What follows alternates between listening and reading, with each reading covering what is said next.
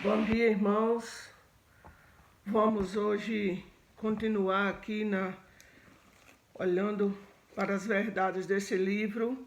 E eu quero ler com vocês a parábola da festa de casamento em Mateus capítulo 22. Mateus capítulo 22, do 1 até o 10. Diz assim: De novo Jesus lhes falou por parábolas, dizendo: O reino dos céus é semelhante a um rei que preparou uma festa de casamento para seu filho. Enviou os seus servos a chamar os convidados para a festa, mas estes não quiseram vir. Enviou ainda outros servos, dizendo: Digam aos convidados: Eis que já preparei o meu banquete.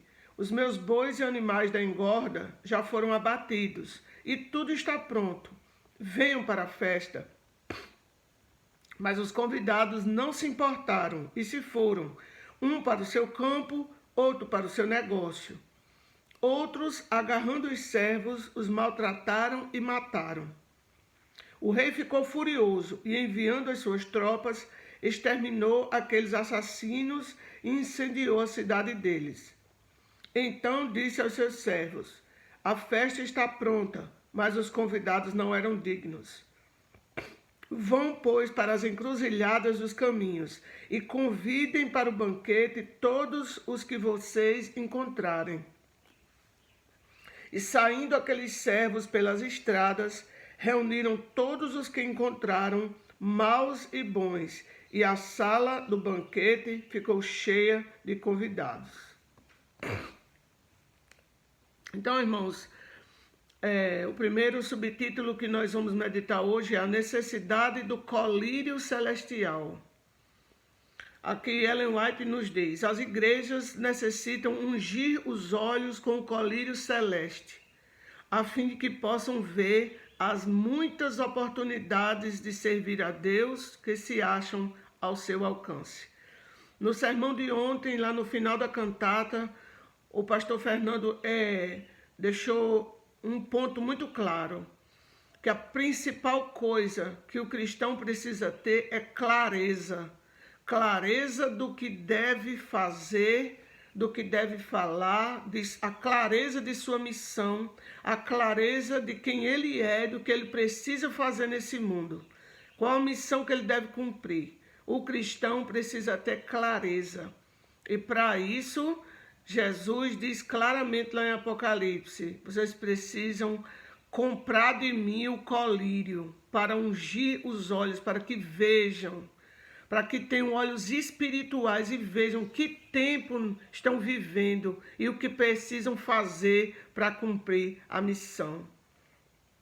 Então precisamos ungir os nossos olhos com o colírio celeste, a fim de que possamos ver as muitas oportunidades de servir a Deus que se acham ao meu e ao seu alcance. Todo dia nós temos 24 horas de oportunidades que Deus nos dá para cumprir a missão. Quantas dessas oportunidades nós estamos esperando? Repetidas vezes, Deus ordenou a seu povo que fossem pelos caminhos e valados e forçassem os homens a entrar para que sua casa se encha. Todavia, mesmo junto às nossas portas, existem famílias nas quais não mostramos bastante interesse para levá-las a pensar que nos preocupamos com a salvação delas. Quantos vizinhos nossos, irmãos, muitas vezes porta a porta conosco, talvez ainda não saibam nada sobre Jesus, porque nós não dissemos. Quantas conversas inúteis podemos estar falando, podemos estar tendo e esquecemos do principal, que é aproveitar as oportunidades que Deus está nos dando para falar do seu amor, para falar da transformação que Ele fez em nossa vida, para convidar essas pessoas para ir para a igreja, para ir para o PG, convidá-las, começar discretamente um estudo bíblico. Precisamos ir, irmãos, aos caminhos, aos valados e forçar os homens a entrar. Como é bom um culto como o de ontem, em que nós chegamos na central e ficamos em pé. Eu fiquei em pé porque ia filmar, mas muita gente ficou em pé porque a igreja estava lotada. Nós precisamos fazer dos cultos um espaço em que nós fiquemos em pé e os nossos amigos sentem-se nos bancos para ouvir a palavra da verdade. Precisamos ir atrás das pessoas, os irmãos afastados, os vizinhos, os amigos, e chamá-los, convidá-los, adulá-los, esperá-los, sair cedo de casa, investir neles. Eu vou buscar você, eu vou atrás de você, vale a pena ir. Para que a igreja se encha, como ontem a central estava cheia. Como é bom, como é maravilhoso ver o rosto de irmãos que vieram porque alguém fez algo por eles, alguém convidou, alguém foi atrás, alguém foi buscar, alguém se importou com eles e eles estavam ali para ouvir a palavra de Deus, para ouvir os louvores, para se reapaixonar por Jesus. E aí, irmãos, é para empreender essa obra mais próxima de nós que o Senhor convida agora a sua igreja. Não nos devemos levantar e dizer quem é o meu próximo, como está lá em Lucas 10, 29, no final ali da parábola do samaritano, do bom samaritano. Quem é o meu próximo? O meu próximo é o meu próximo. É a pessoa que vende leite na minha porta.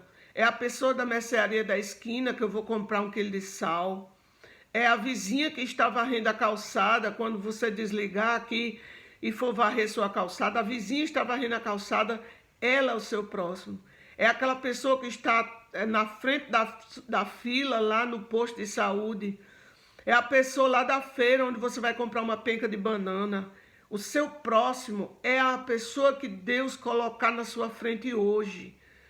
Testemunhe para ela, diga que Deus é bom, diga o que Deus está fazendo na sua vida, convide-a para o culto de quarta-feira, convide-a para vir para a igreja, diga, eu vou na sua casa, eu vou sair mais cedo de casa, vou passar na sua casa para vir com você. Quem é o meu próximo? O meu próximo é quem Deus colocar no seu caminho. Precisamos não esquecer que nosso próximo é aquele que necessita da nossa simpatia e auxílio. Nosso próximo é toda a alma ferida e quebrantada pelo adversário. Nosso próximo é todo aquele que pertence a Deus. Em Cristo se desvanecem as distinções feitas pelos judeus quanto a quem era seu próximo. Não existem linhas divisórias, nem distinções convencionais, nem castas, nem aristocracias. Diga amém. Louvado seja Deus. Paulo diz, em Cristo somos um.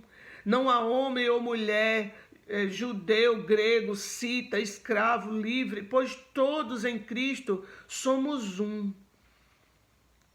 Nós todos somos um em Cristo. Então, se você vai comprar e a pessoa que está ali no caixa é o seu próximo, o dono daquele estabelecimento que lhe agradece a compra é o seu próximo. Aquela pessoa que às vezes você tem vergonha de falar de Cristo é o seu próximo.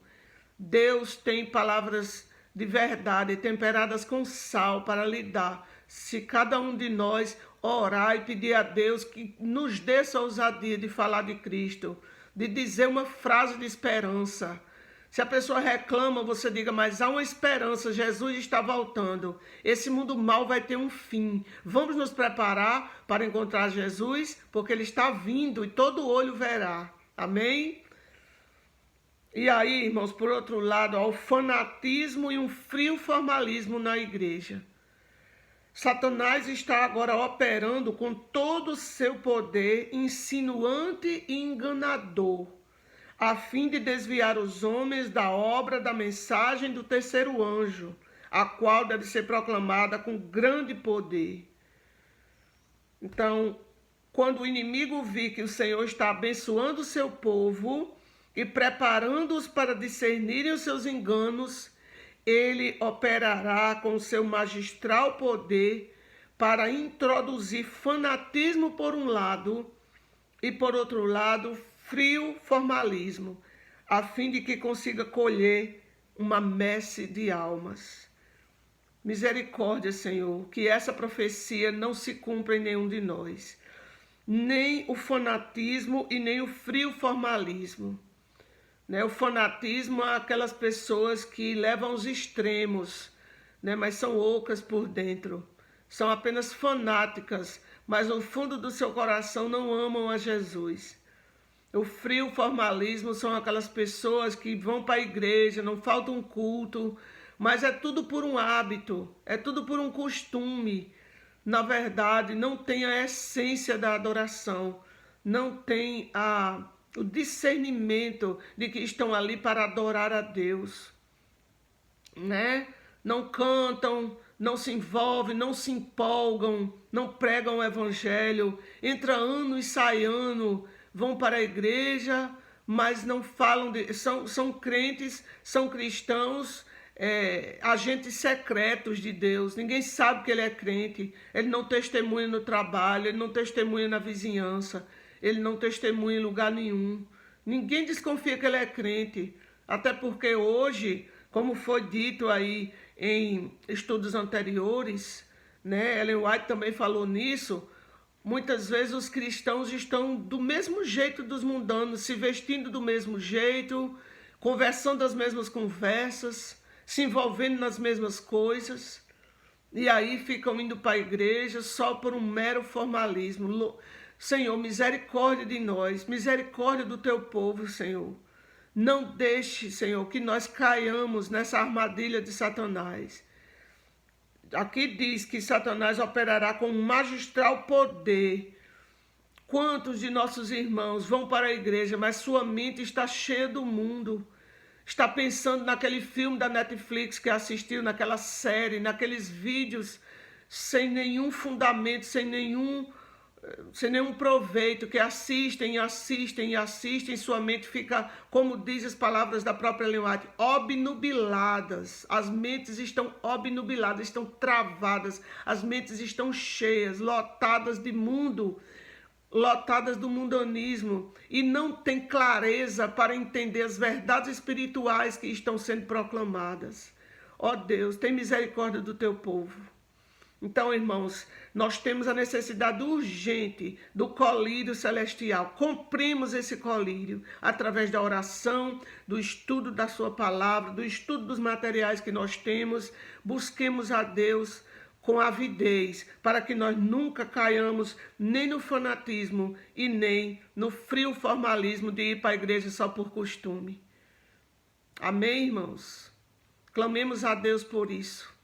Senhor Deus, Deus de misericórdia, de bondade, de infinita misericórdia, Senhor, derrama essa misericórdia sobre nós.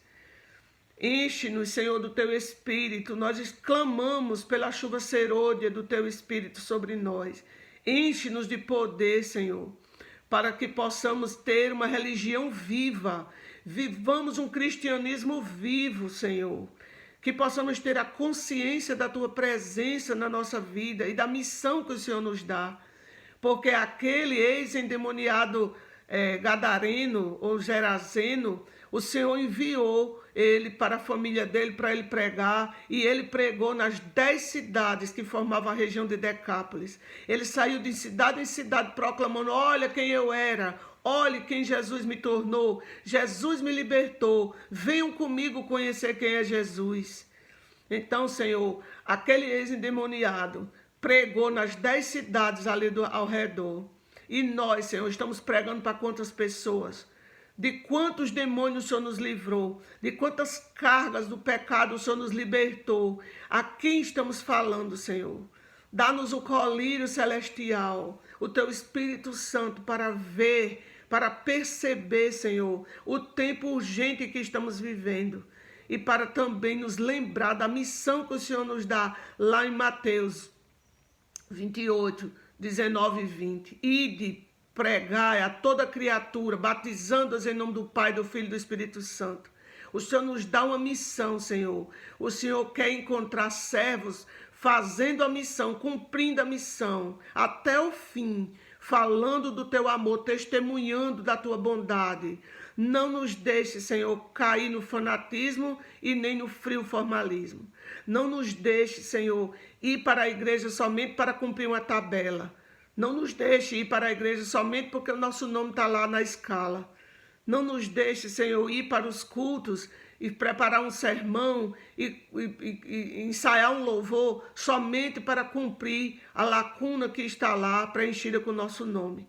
Mas que nós possamos fazer a tua obra, Senhor, com garra, com avidez, com a vontade de fazer apressar o dia da vinda do teu Filho Jesus. Faz, Senhor, que aquele fogo que o Senhor fez descer sobre a cabeça dos discípulos após aqueles 10 dias de oração possa incendiar a nossa vida, possa nos constranger a fazer tua obra, possa nos impulsionar a cumprir essa missão. Em nome de Jesus. Amém. Bom dia a todos, irmãos. Que tenhamos uma semana de vitórias em Cristo, uma semana de trabalho missionário.